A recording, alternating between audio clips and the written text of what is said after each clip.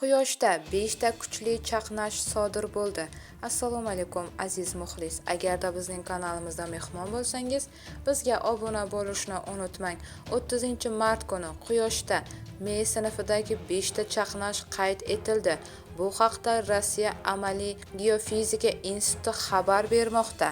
Me1 4-chi, Se1 4-chi, E8 ikkinchining birinchi chaqnashi 30-mart kuni yarim tunda keyin soat 00:38 da 33 daqiqa davom etdi, deyiladi xabarda. Institut ma'lumotlariga ko'ra, shu kuni yana 4 ta chaqnash qayd etildi. M1 4-chi, S1 4-chi, E7 birinchi, M1 5-chi, S1 4-chi, M1 6-chi, S1 5-chi, E7 birinchi va M1 9-chi. Barcha o'choqlar bitta dog'lar guruhiga qayd etildi. 40-48. Quyoshdagi chaqnashlar Yerda magnit bo'ronlarini keltirib chiqarishi mumkin. Bu esa o'z navbatida energiya tizimlarining buzilishiga olib keladi va qushlar hamda hayvonlarning migratsiya yo'llarida ta'sir qiladi.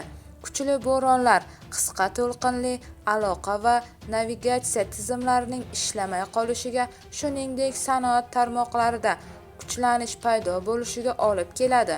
Bundan tashqari, quyosh faolligining ortishi qutb yulduzini kuzatish geografiyasini kengaytirish mumkin.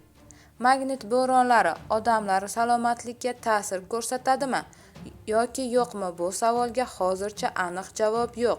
28-mart kuni Quyosh darajasi X1 bo'lgan. Eng yuqori X darajali chaqnash qayd etilgan edi. Bu xabarni barcha yaqinlarimizga jo'natib qo'yamiz hamda videomiz ostida bir dona like tugmasini bosishni unutmaymiz.